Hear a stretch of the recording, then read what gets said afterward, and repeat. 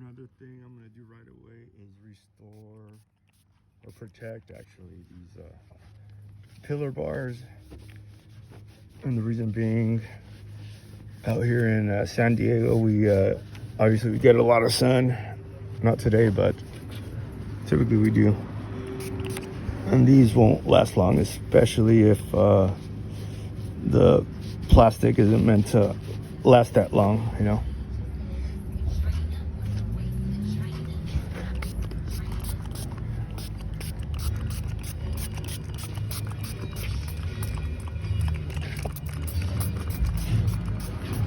Right now I'm out of alcohol, so this is all I'm going to be able to do. I wouldn't apply it if I wasn't sure if I had a really clean surface. I washed it this morning, and now I'm just prepping it right before the application.